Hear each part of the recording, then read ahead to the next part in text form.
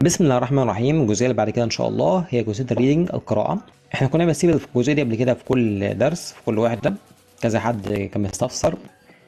اي حاجه انا بسيبها، اي سؤال انا بسيبه، او حتى لو جاوبني بالشكل الشفوي ما كتبتوش مع صح قدامكم، ده سؤال يعني ايه سابه ليكم، يعني من ناحيه دعايه، بحيث مثلا لو انا كتبت اجابه فكل هيلتزم بيها. لا، انا عاوز ايه؟ يبقى في اكتر من اجابه في اسئله معينه، بايه اكتر من اجابه مسموح بيها عادي. الموضوع مش ايه، مش الزامي يعني.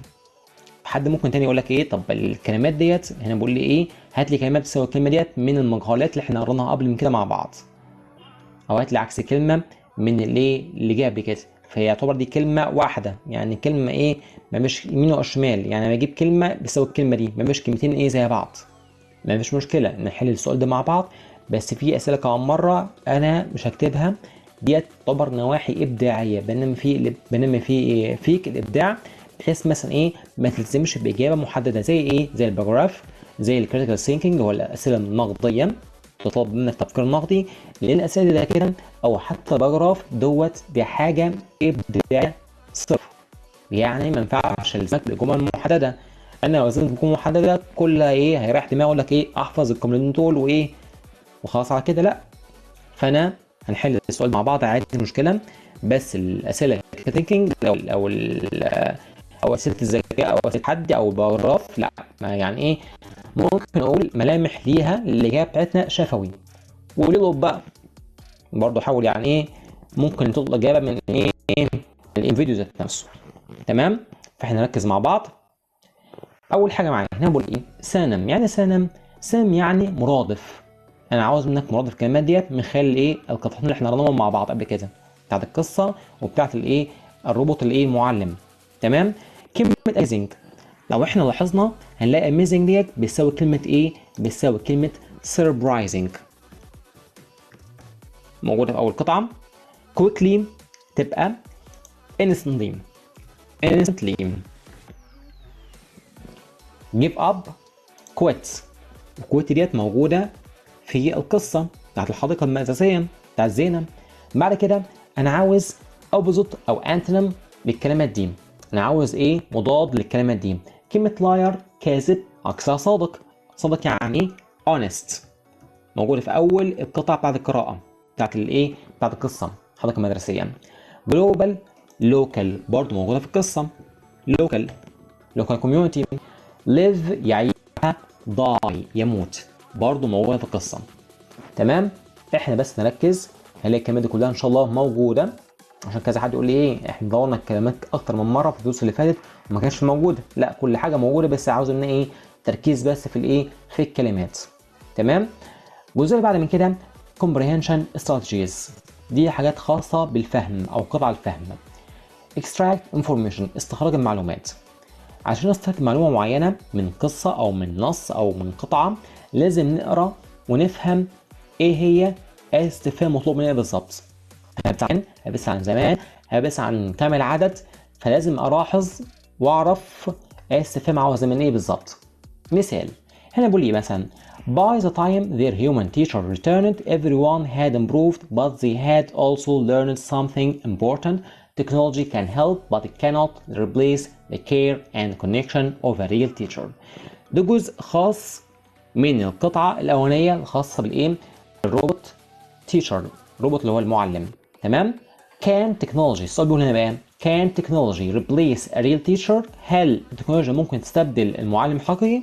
ممكن طبعا نقول ايه no no it can't. دي إجابة السؤال الأول. السؤال الثاني بيقول why، ولماذا. لما يكون السؤال بدأ بواي هنكتب because. ممكن نرجع تاني للقطعة مع بعض، أو ممكن نقول على طول it، أو ممكن ايه it أو technology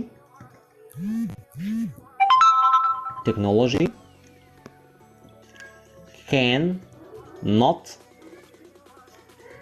replace the مثلا care and connection.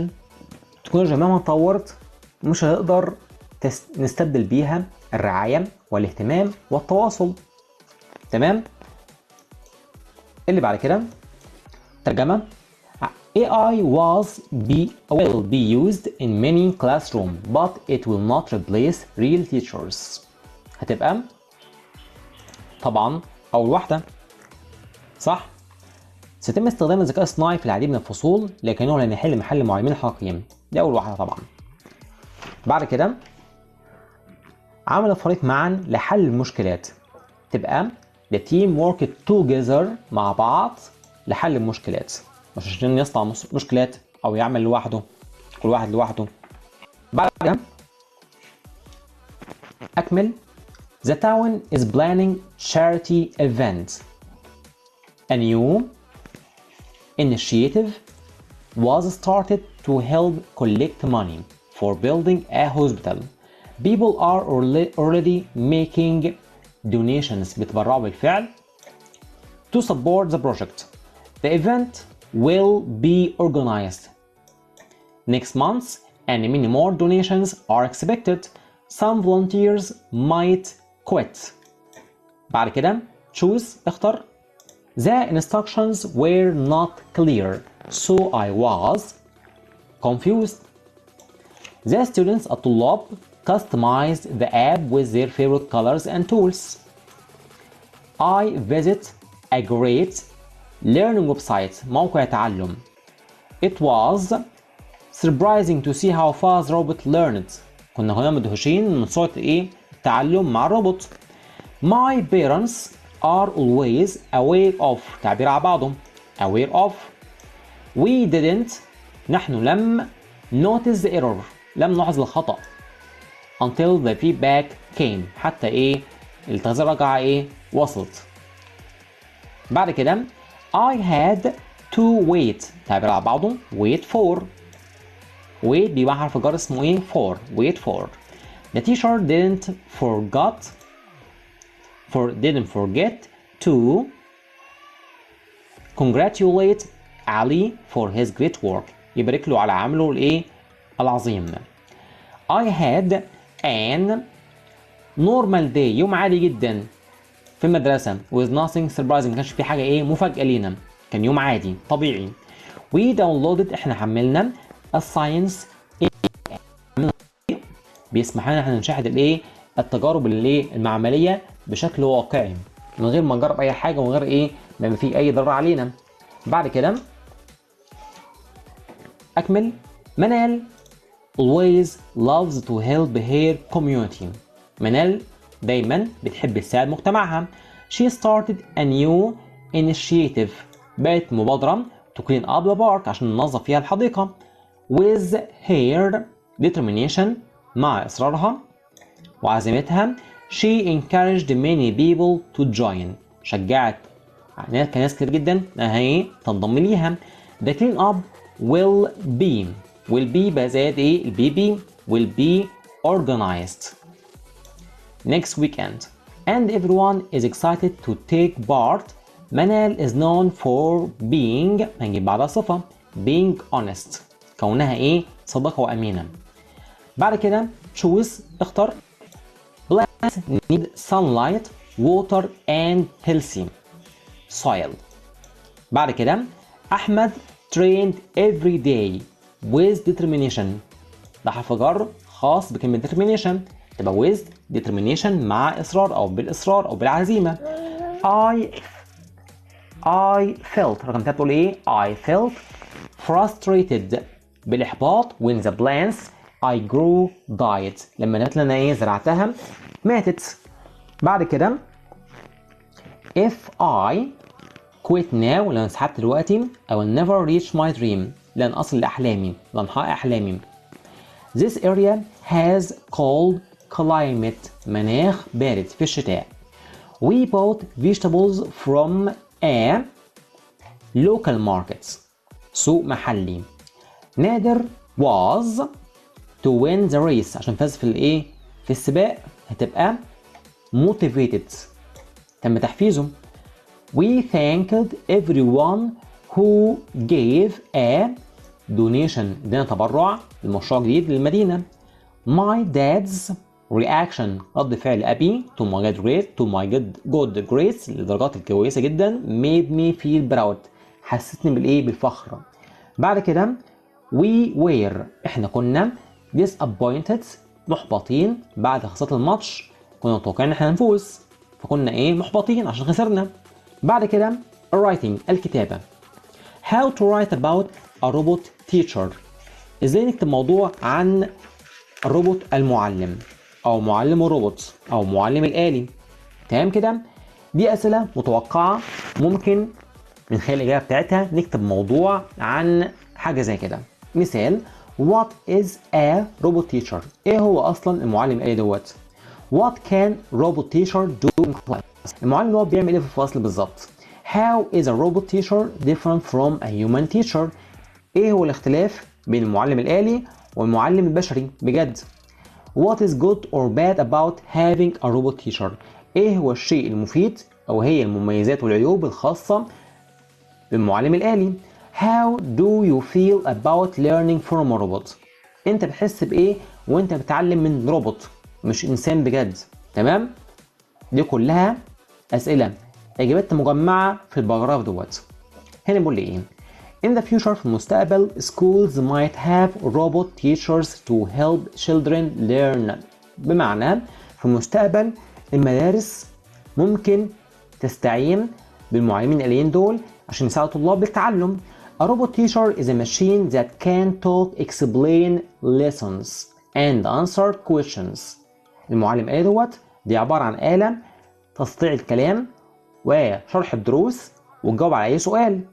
It never gets tired or forgets things. يعني هي الحاجات ديت لا تنسى الأشياء وما تتعبش. Robot teachers can teach math, reading, science and more. بمعنى المعلمين الآليين دول يقدروا يعلموا رياضيات، القراءة، العلوم وأكثر من ذلك. They can show videos, playing, learning games and even speak different languages. بمعنى في بعض منهم يقدر يعرض فيديوهات ويلعب ألعاب إيه؟ ألعاب تعليمية. ده حتى منهم ممكن يقدر إيه؟ يتحدث بأكتر من لغة مختلفة. Some robot teachers have screens for faces and can smile or move their arms. بعض الروبوتات ديت أو بعض المعلمين الآليين دول عندهم شاشات بتظهر فيها وشوشهم بحيث ما يقدروا ايه يعبروا عن ابتسامه معينه بحيث مثلا يحاولوا يظهروا مشاعر بقدر الامكان يعني ويقدروا يحركوا ايه الأذرع بتاعتهم. Children can ask them questions anytime and the robot will always try to help. الأطفال يقدروا يسألوا أي سؤال في أي وقت والإنسان الآلي دوت يقدر يجاوب على أي سؤال في أي وقت برضه. But humans teachers are still important because they understand feelings. ولكن بعد كل ده برضو المعلمون البشريون ما زالوا مهمين جدا لأنهم هم الوحيدين اللي يقدروا يفهموا مشاعر البشر. A robot teacher is great for helping students learn better. In the future, schools might have both robots and humans working together. يعني المعلم آلي دوت دي شيء عظيم جدا، انجاز عظيم جدا يقدر يساعد الطلاب انهم يتعلموا ايه بشكل احسن. ولكن برضه المستقبل المدارس برضه هتستخدم الاثنين الانسان الآلي والبشر انهم يعملوا مع بعض في بيئه واحده عشان نوصل لايه لتعلم افضل. بعد كده اكمل. We met a robot that works as a grammar teacher. احنا قابلنا روبوت شغال ايه معلم قواعد. It can explain rules very clearly. يقدر يوضح القواعد بشكل واضح جدا بشكل سلس جدا. I used an AI website to practice writing. أنا استخدمت موقع يشتغل بالذكاء الاصطناعي عشان أمارس فيها الكتابة.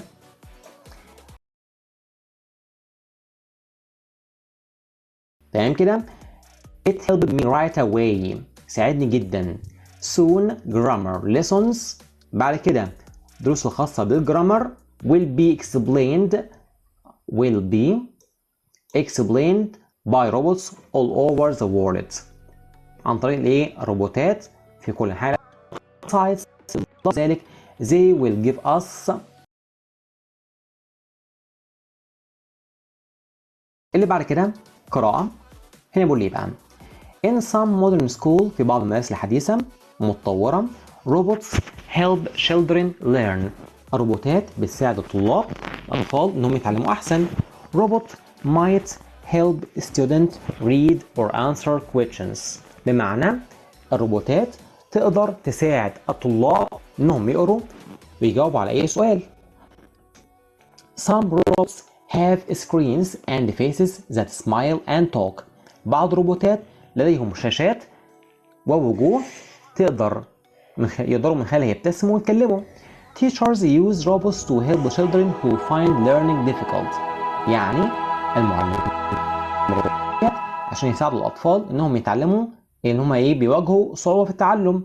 دي تعتبر حاجة محفزة ليهم. Robots can also help teach subjects like math, science and even art. يعني الروبوتات ديت تقدر تساعد الطلاب انهم يتعلموا مواد دراسيه زي الرياضات والعلوم وحتى الرسم. in group work في العمل الجماعي او في مجموعات العمل a robot might lead a game or explain a rule. الروبوت دوت يقدر يقود اللعبه او يوضح قاعده معينه. Students enjoy working with robots because they are fun and helpful. الطلاب يقدروا يستمتعوا بالعمل مع روبوتات لأنهم ممتعين جدا ومفيدين. Some schools are testing robots that walk around the class and answer student questions. يعني بعض المدارس بيختبروا الروبوتات اللي هي بتمشي في أنحاء الفصل وبيجاوبوا على أسئلة الطلاب. In the future في المستقبل robots may become teaching assistants in many schools. في المستقبل إن شاء الله الروبوتات ديت هتكون تساعد يكونوا يعملوا كمساعدين للتدريس في أكتر أو في كثير من المدارس. هنا بقول لي بقى the main idea of the passage. الفكرة الرئيسية عن الباسج دي بتتكلم عن بالظبط؟ طبعا بتتكلم عن روبوتات وازاي هي مفيدة في المدارس. بعد كده robots can help teach. يقدروا يساعدوا في تعليم تدريس math. المواد اللي بيدرسوها هنا math. بعد كده what do some robots do during group work. في العمل الجماعي بيعملوا بالظبط؟ هنقول طبعا in group work robot might lead a game or explain a rule. دي رقم دي رقم 3. بعد كده why do students enjoy working with robots. هتبقى اللي بعدها على طول because they are fun and helpful. لأنهم ممتعين ومفيدين جدا. 5 write a short summary of how schools use robots. اكتب ملخص مختصر ازاي المدارس بتستخدم الروبوتات.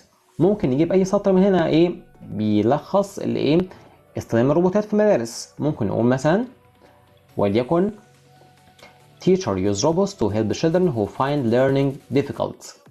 المدرسين بيستخدموا روبوتات مع الطلاب اللي هم بيواجهوا صعوبة في التعلم. بعد كده what do you think robots in schools might do next. تفتكر الروبوتات ديت في المدارس هيعملوا بعد كده؟ ممكن نقول مثلا إجابة من بره اللي يعتبر القطعة شوية they will boost creativity and collaboration. يعني هيحفزوا ويسرعوا عملية الإبداع والتعاون.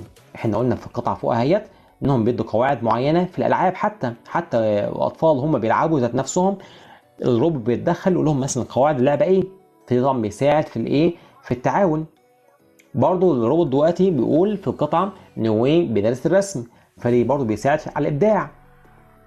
فدي كلها إجابات محتمل للسؤال زي كده. ممكن نختصر كسؤال ممكن مثلا وليكن في المستقبل robots may become teaching assistant in many schools. ونكتفي بهذه الإجابة. وبرضه الإجابة دي برضه صح بس أنا برضه عاوزين نفكر بشكل إبداعي شوية. تمام؟ عاوزين نكتفي بالموجود في القطعة مش مشكلة برضه صح برضه. هنا بقول لي بقى choose اختر.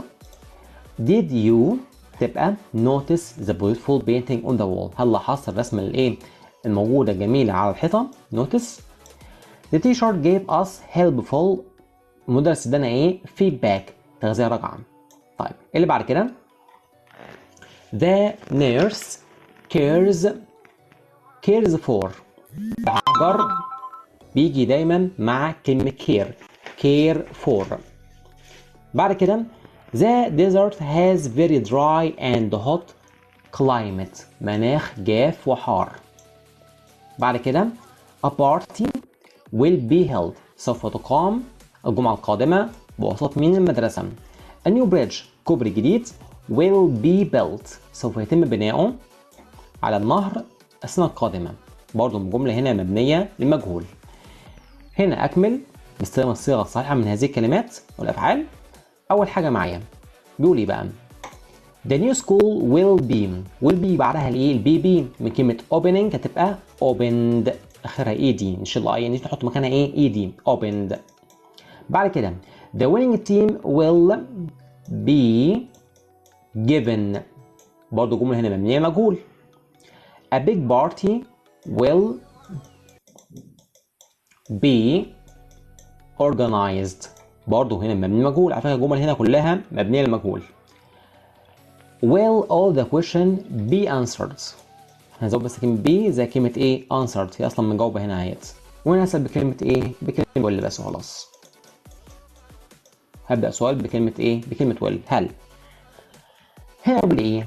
write 110 about robot teacher. المعلم الآلي. طبعا احنا اتكلمنا عليه باستفاضة سواء في الجزء الخاص بالكتابة أو في الجزء الخاص بالإيه؟ بالقراءة. هي أول قراءة اللي قبل القصة. تمام؟ بعد كده نحاول نبص على الموضوع أكتر من مرة. لو احنا يعني استعرنا يعني مصطلح أو اتنين من القراءة مفيش مشكلة برضو عادي. الموضوع برضو لحد ما لسه مستحدث جديد. فمش مشكلة احنا لو نقلنا مثلا ايه مصطلح أو اتنين. دي على فكرة الصح. إن احنا ايه نحاول نستعير المصطلحات اللي احنا بنقراها عن نفس الموضوع. اللي بعد كده challenging questions. أسئلة تحدي. والجمل هنا على فكرة هتبقى المستوى البسيط في صيغة المبني للمجهول كلها. استخدم الكلمات ديت في الجمل انت تعملها جديدة. طيب the school will publish the results next Friday. المدرسة هتنشر النتائج الجمعة القادمة. هتبقى النتائج هبدأ بيها the results will be published by the school next Friday. بعد كده the lesson. هنا بقول لي اصلا الجمله ايه؟ the teacher will explain the lesson tomorrow. المعلم هيشرح الدرس غدا. هبدا ب the lesson will be explained آخرها ed by the teacher tomorrow. بعد كده هنا بقول لي they will clean the classroom after the exam. هما هينظفوا الفصل بعد الامتحان. هتبقى the classroom الفصل الدراسي دوت will be cleaned after the exam. بعد الامتحان.